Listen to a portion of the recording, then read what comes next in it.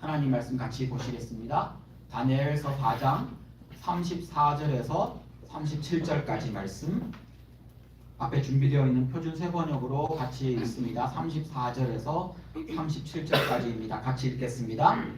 정해진 기간이 다 되어 나 느부갓네살은 하늘을 우러러 보고서 정신을 되찾았고 그리고 가장 높으신 분을 찬송하고 영원하신 분을 찬양하며 그에게 영광을 돌렸다. 그의 통치 영원하고 그의 나라 대대로 이어진다. 그는 땅의 모든 거민을 없는 것 같이 여기시며 하늘의 군대와 이 땅의 모든 거민에게 뜻대로 하시지만 아무도 그가 하시는 일을 막지 못하고 무슨 일을 이렇게 하셨느냐고 그에게 물을 사람이 없다.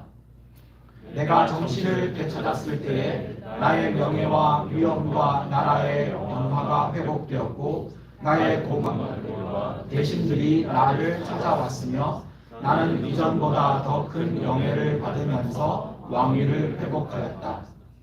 이제 나 느부갓네살은 하늘의 왕을 찬양하고 높이며 그분에게 영광을 돌리는 바이다.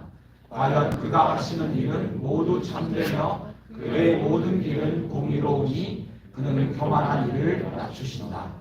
아멘.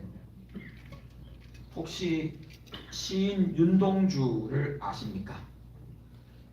한국의 역사가들과 문학가들 혹은 국어 수업에서 잘 이야기하지 않는 윤동주에 대한 이야기가 하나 있습니다. 이 사람이 굉장히 신실한 크리스찬입니다.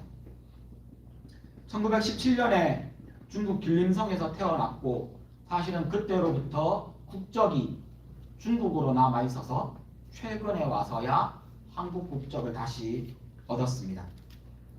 그의 부모님과 친척들은 그가 태어나기 전부터 크리스찬이었습니다.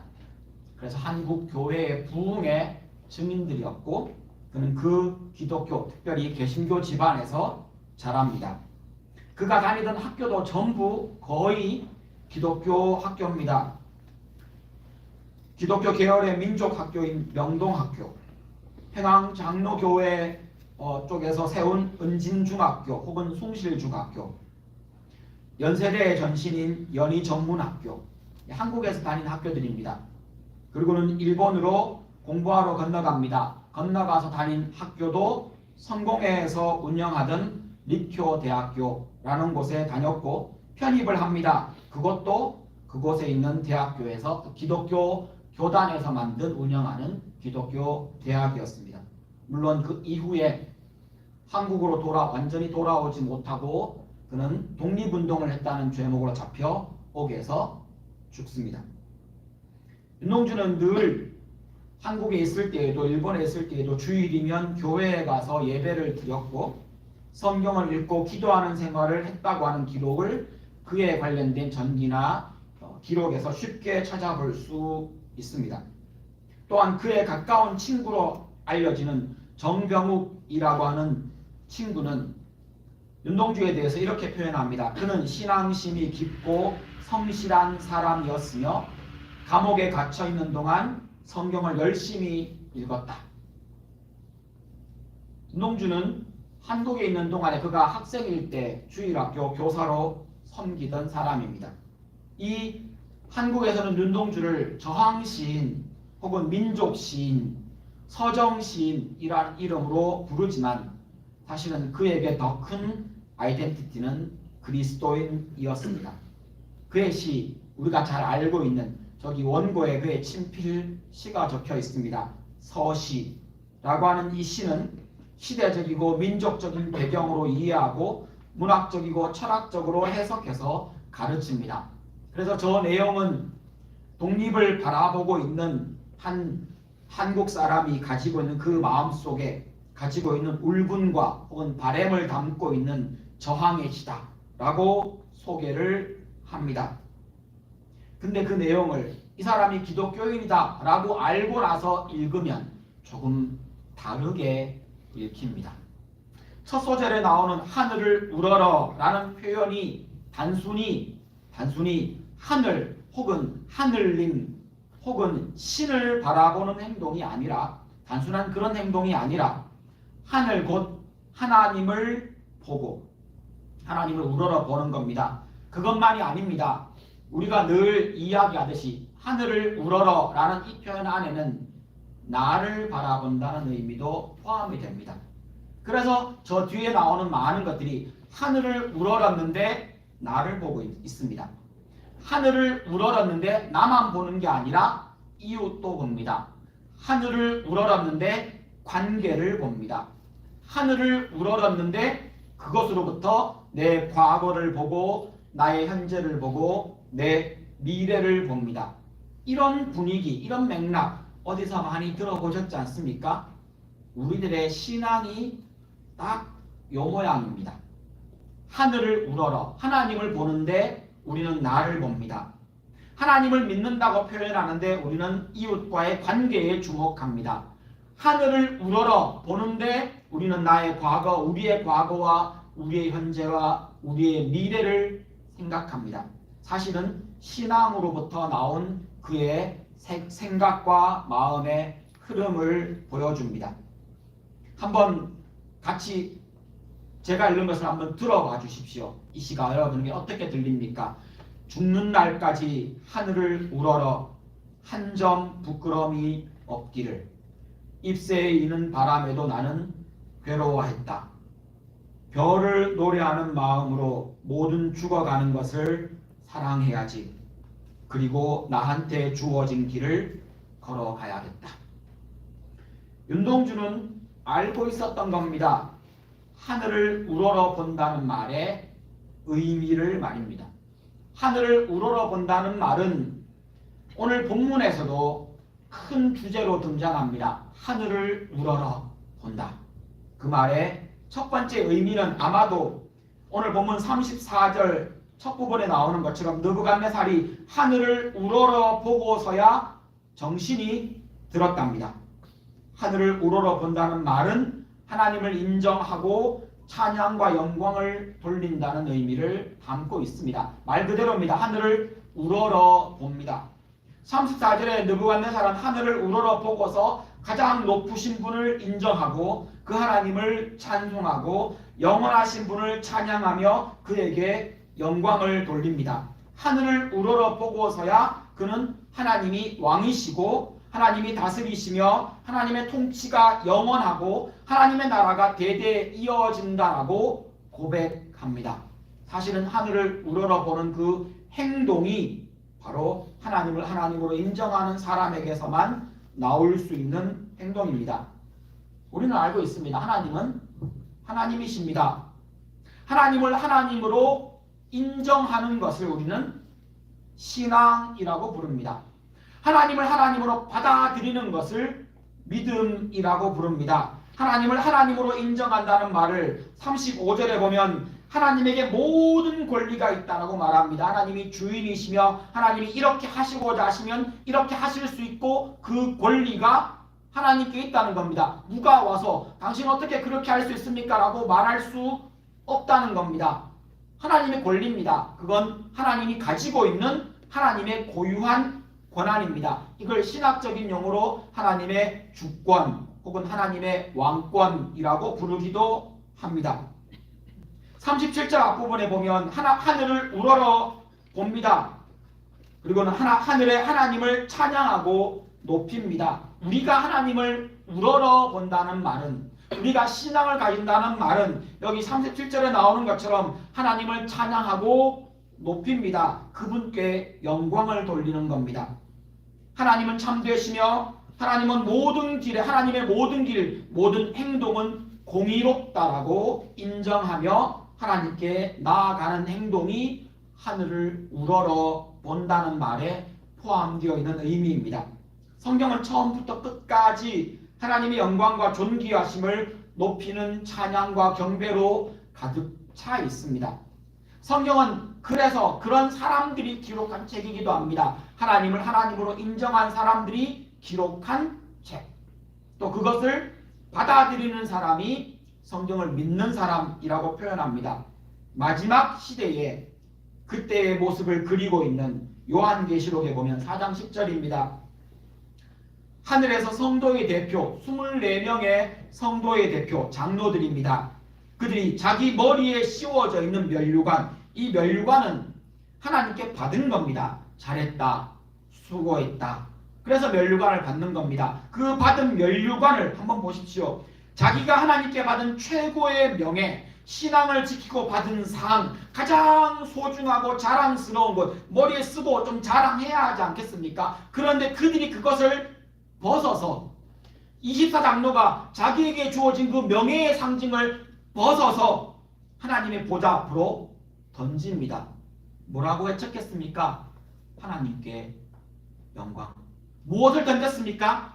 내가 칭찬받고 내가 가장 명예롭고 내가 받은 상, 그것마저도 하나님께 던져드립니다. 그리고는 고백합니다. 11절입니다. 우리의 주님이신 하나님, 주님은 영광과 존귀와 권능을 받으시기에 마땅하신 분입니다.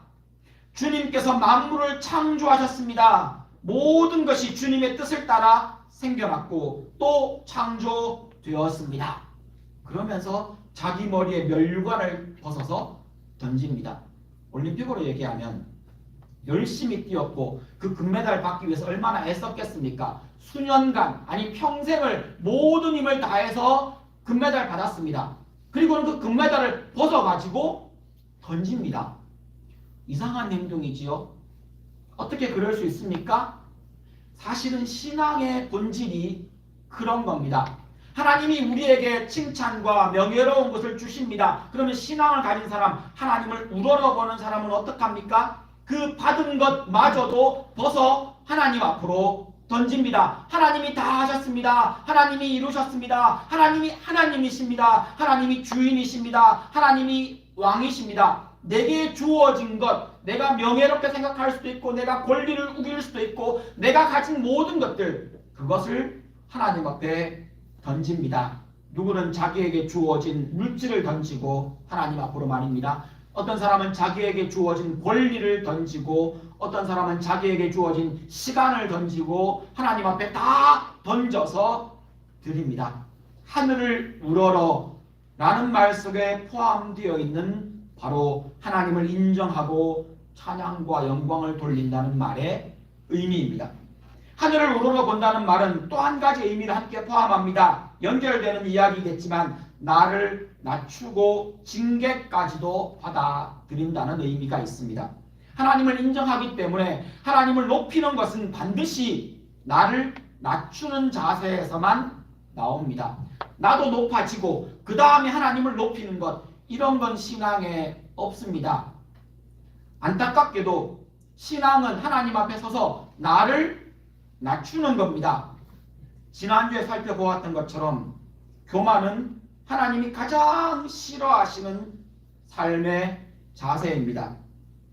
교만하면 혹은 능력이 모자라면 하나님이 능력 주시고, 겁쟁이는 하나님이 함께 하시며 강하고 담대하라고 하시지만 하나님 앞에서 교만한 사람은 쓸데가 없습니다. 모자라는 것은 해결이 됩니다. 하나님 앞에서 자기를 낮추는 것은 그 다음 답이 있습니다. 그런데 하나님 앞에서 답이 없는 게 있습니다. 자기를 높이는 겁니다. 지난 시간에 살펴봤던 이야기입니다. 부족하면, 돈이 부족하고 능력이 부족하고 기회가 부족하고 지혜가 부족하면 하나님이 다 채워주십니다. 그건 문제가 되지 않습니다. 그런데 신앙의 가장 큰 문제는 교만입니다. 자기 스스로를 높이면 그런 사람에게는 답이 없습니다.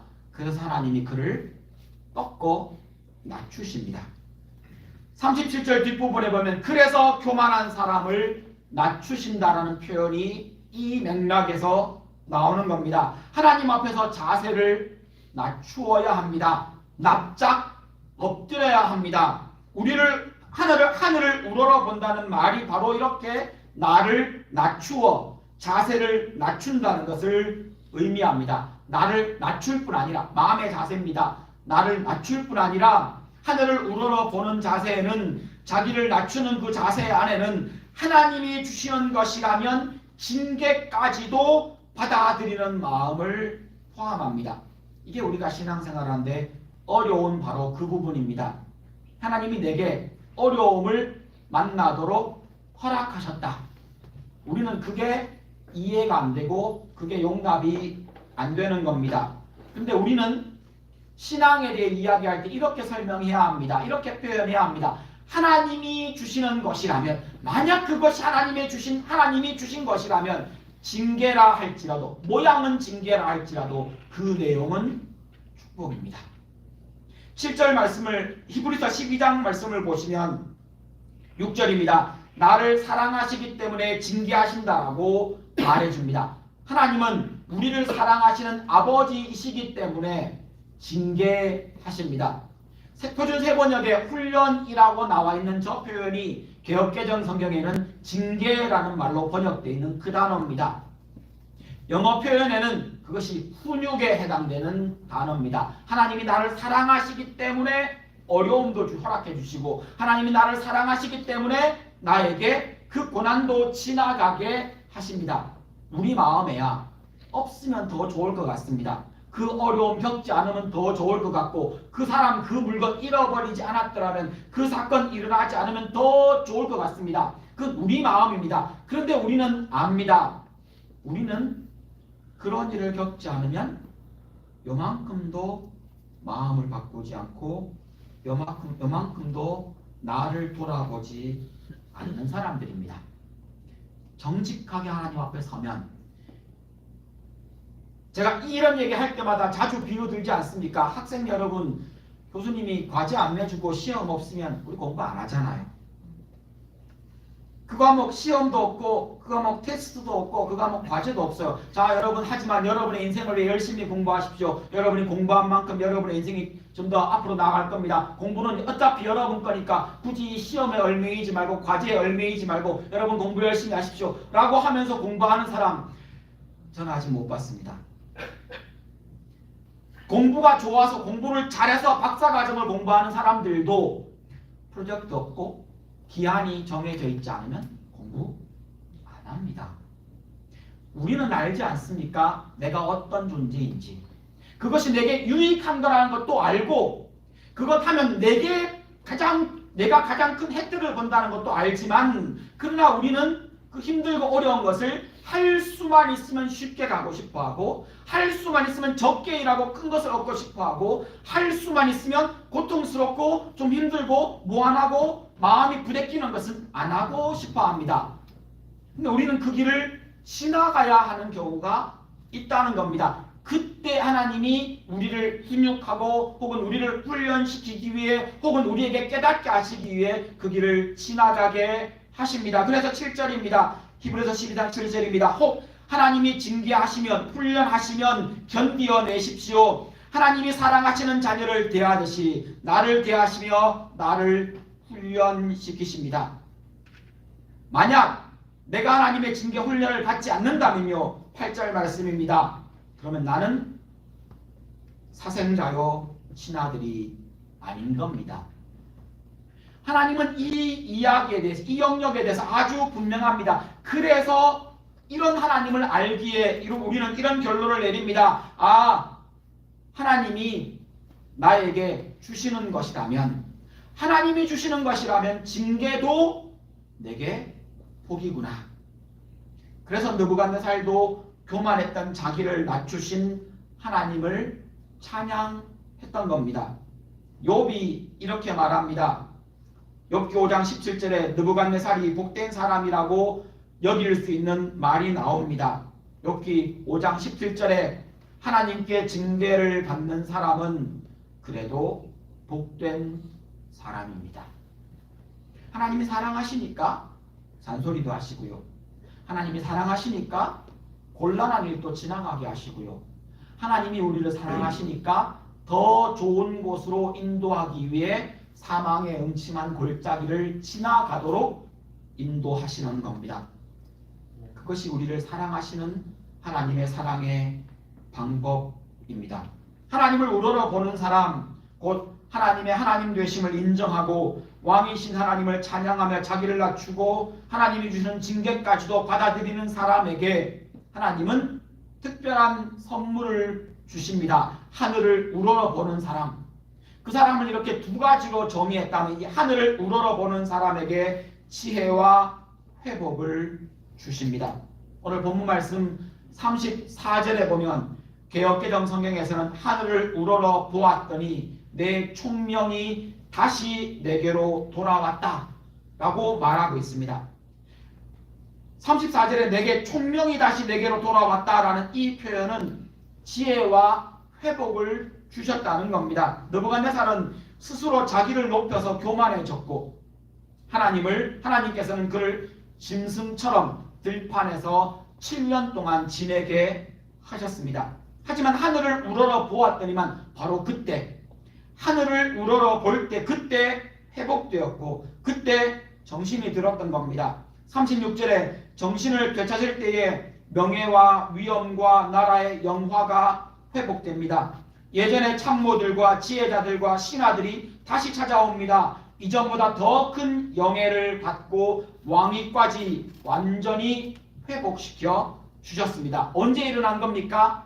하늘을 우러러 보았을 때, 나를 낮추고 하나님을 높였을 때, 하나님이 주신 것이라면 그것이 징계라 할지라도 고난이라 할지라도 하나님이 주신 것이라면 기꺼이 받는 마음의 자세를 가졌을 때 그에게 지혜와 회복이 주어졌다는 겁니다.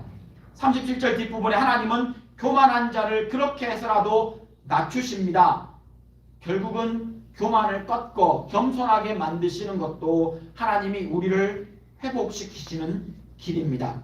하늘을 우러러 보는 사람에게 또 하나 주시는 것이 있습니다. 높여주시고 갚아주십니다. 다니엘서는 이스라엘 이야기가 아닙니다. 다니엘서에는 이스라엘 백성 몇몇 사람만 이야기가 나옵니다.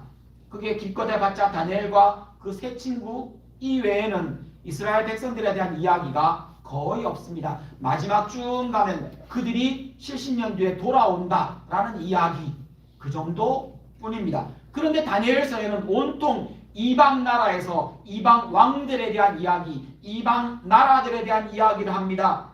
그 이야기에서 하나님이 누구이신가를 보여줍니다. 다니엘서는 이스라엘의 하나님을 말하면서 동시에 그 바벨론의 주인이 하나님이시라는 것을 말해주고 있습니다. 하나님은 예수 믿는 사람의 하나님이십니다. 또한 하나님은 미국의 하나님이십니다. 또한 그 하나님은 한국의 하나님이십니다. 그 하나님은 저 우주에서도 하나님이십니다. 하나님은 저 태평양 아주 작은 섬에서도 하나님이십니다. 그 하나님은 바다 물속 깊은 곳에서도 하나님이십니다. 그 하나님은 우리가 눈으로 빛으로 따라갈 수 없는 곳에서도 하나님이십니다. 하나님은 홀로 하나님이십니다. 내가 인정하든 인정하지 않든 많은 사람들이 믿든 믿지 않든 하나님은 하나님이십니다. 그래서 25절 뒷부분에 누구에게 권력을 주시는 것도 하나님이십니다. 하나님의 권리입니다. 하나님의 권한입니다. 하나님이 하실 수 있는 일입니다. 하나님에게만 이 권한이 있습니다. 26절 뒷부분으로 얘기합니다. 하나님이 세상을 다스리는 것을 깨닫는 사람을 하나님이 높이십니다. 왜요? 그건 하나님의 권한입니다. 하나님이 누군가를 임명할 수도 있고 하나님이 그 사람을 파이어할 수도 있습니다. 이건 하나님께서 하시는 일입니다. 하나님이 높이시는 것에 대한 권한이 하나님께 있기 때문입니다. 하나님의 권력과 세상의 권력과 힘에 대해서도 하나님은 주관자이십니다. 이 세상의 모든 다스리는 사람들의 권한, 하나님이 임의로 그 권한을 뺏으실 수도 있고 어떤 사람에게 주실 수도 있습니다. 물론 어떤 사람은 스스로 자기를 높이고 자기들끼리 만든 그 제도 안에서 서로를 혹은 누군가를 높이는 것도 가능할 겁니다. 그러나 그렇다 할지라도 그 사람을 하나님은 낮추실 수 있습니다. 이건 하나님의 권한입니다. 세상의 권력과 힘에 대해서도 하나님이 주인이시며 더더욱 우리에 대해서 예수님은 이렇게 말씀하십니다. 누가복음 14장 11절입니다. 누구든지 자기를 높이는 사람은 낮아질 것이요 자기를 낮추는 사람은 높아질 것이다. 우리의 자세에 대해 예수님이 콕 찍어 이렇게 말합니다. 우리는 세상에서 배운 삶의 방법을 버린 사람들입니다. 여러분, 우리가 잊으면 안 되는 우리의 삶의 방법이며 방향입니다. 우리는 세상의 방법대로 살아가는 그 방법을 포기한 사람들입니다. 예수 믿으면서 십자가에서 그 옛사람은 죽었습니다. 이제 우리는 예수님이 가르쳐 주신 그 멍에를 메고 예수님이 가르쳐 주신 그 삶의 방법, 누가복음 14장의 맥락으로 얘기한다면 밀알이 되는 방법, 그 방법 말입니다. 하늘의 밀알이 땅에 떨어져 죽지 않으면, 썩지 않으면 열매 맺을 수 없다는 그 방법, 그게 우리의 방법입니다. 그것이 하늘을 우러러보는 삶의 자세입니다. 그러면 그때 하나님이 우리를 높여주십니다. 내가 나를 낮추면, 내가 나를 낮추어 섬기는 자리에 서면 하나님이 우리를 그 선물로 높여주십니다. 베드로 사도가 이렇게 당부합니다. 베드로전서 5장 6절입니다. 그러므로 여러분은 하나님의 능력의 손 아래에서 스스로 겸손하십시오. 때가 되면 그분께서 여러분을 높이실 겁니다. 여러분 기억하십시오. 우리는 우리를 스스로 높이는 사람이 아닙니다. 우리는 세상의 방법대로 힘으로, 능력으로, 권력으로, 자리로 갑질하는 사람들이 아닙니다. 그러므로 저는 이렇게 강조하고 싶습니다. 그리스도인이면서 어디 가서 갑질했다, 예수 다시 믿어야 됩니다. 우리는 그렇게 예수를 배우지 않았습니다. 내가 손님이라고 갑질한다고요? 그리스도인은 그러면 안 됩니다. 내가 높은 자리에 있다고 내가 상관이라고요? 그래서 아랫사람에게 갑질한다고요? 그리스도인은 그러면 안 됩니다. 내게 힘이 있고 결정권이 있다고 임의로 내 마음대로 원칙을 버리고 내가 좋아하는 사람, 내가 원하는 대로 무엇을 했다고요? 그러면 그리스도인은 그러면 안 된다는 겁니다. 세상 사람들이 손가락질하지 않는 문제가 아닙니다. 우리는 예수를 그렇게 배우지 않았습니다. 우리는 내게 주어진 권한과 내게 주어진 힘을 다른 사람을 섬기는 데 사용하는 사람들입니다. 한국의 버스를 타보신 분들은 잘 아실 겁니다. 버스의 문은 버스 드라이버 운전기사가 열고 닫습니다. 스위치 누가 조정합니까? 버스 운전기사가 합니다. 버스를 탄 승객들이 조정하는 게 아닙니다. 근데 이게 권력이 돼요. 자기 마음대로 열고 자기 마음대로 닫습니다. 이게 좋게 표현하면 사람들이 타려고 할 때 그때 딱 맞추어서 열어주고, 버스가 갈 때 문을 닫아서 안전하게 사람들이 밖으로 떨어지지 않거나 혹은 외부로부터 그런 것들을 보호해주는 문을 그 사람이 열고 닫습니다. 그런데 이게 권력이 되면 자기 마음대로 열고 닫아서 타고자 하는 승객이 못 타고 내리고자 하는 승객이 못 내리고 혹은 열고 달리는 위험한 일이 벌어진다는 겁니다. 그리스도인은 어떻게 하는 겁니까? 이 스위치를 맡은 사람으로서 섬기는 마음으로 이걸 해야 한다는 겁니다. 이것이 갑질의 도구가 되어서는 안 된다는 말입니다. 그리스도인에게 어떤 권한과 권력이 주어졌다면 어떤 분야에서든 그리스도인에게 갑질은 예수를 다시 배우고 예수를 다시 알아가야 하는 겸손의 자세를 잃어버린, 정말로 그러면 안 되는 바로 그 삶의 자세입니다. 그렇게 나를 낮추고 겸손하면 우리가 손해 아닙니까? 그래서 하나님이 그 겸손한 사람, 하늘을 우러러보는 사람을 하나님이 높여 주신다는 겁니다. 그래서 그 약속의 성경에 그렇게 많은 겁니다. 하늘을 우러러보는 사람에게 주시는 하나님의 복, 하나님의 은혜, 그것이 우리를 높여주시는 것으로 나타납니다. 내가 그 인간이 나를 무시할 때도 참아주는 것, 그 인간은 몰라도 하나님은 다 알고 기억해 주십니다. 내가 뒤에서 어떻게 도와주고 챙겨주었는지 그들은 다 잊어버려도 하나님은 알고 기억해 주십니다. 섬김이 여러분, 아내 되신 여러분, 말 안 듣는 남편들 얼마나 미우십니까? 미움받을 짓 합니다. 저도 남편이지만 참 남자들 뭘 몰라도 많이 모릅니다. 그래서 이런 말이 있지 않습니까? 남자가 철들면 죽을 때가 됐다고. 근데 그 말에 남자인 저는 동의합니다. 철이 안 들어요. 이걸 좀 쉽게 표현하면 눈치가 없어요. 형제분들 잘 기억하십시오. 여러분, 우리가 생각하는 것보다 나의 사랑하는 아내, 자매들이 훨씬 더 예민하고 여립니다. 그래서 이런 일이 생기는 것 같습니다. 그래서 상처는 물론 남편도 받고 형제들도 받습니다. 그런데 더 여리고 더 예민한 자매들이, 그리고 사회적인 구조에도 그런 게 있잖아요. 이 시대에 여러분 그것 아십니까? 여자에게 투표권이 주어진 게 아직 100년이 되지 않았습니다. 여자를 다른 말로 나라에 투표를 할 수 있는 권리가 주어진 것이 얼마 되지 않았습니다. 사람 취급해 준 것이 얼마 되지 않았다는 겁니다. 이 세상의 문화가 그러했습니다. 그걸 잊지 않고 기억해야겠지요. 그럼에도 불구하고 자매 여러분, 아내 되신 여러분, 남편이 몰라주고 형제들이 몰라주는 그것 하나님은 다 알고 기억해 주십니다. 그리고 갚아주실 겁니다. 하늘에 가면 아마 남편들보다 아내의 복이 더 클 것 같습니다. 많은 경우 아내들이 더 많이 참아 주었기 때문입니다. 내가 뒤에서 어떻게 그들을 도와주었고 그들을 챙겨주었는지 그들은 다 잊어버려도 하나님은 알고 기억해 주십니다. 그들이 나를 무시하고 업신여겨도 하나님은 겸손한 자리에서 하늘을 우러러보는 나를 기억하여 높여주실 겁니다.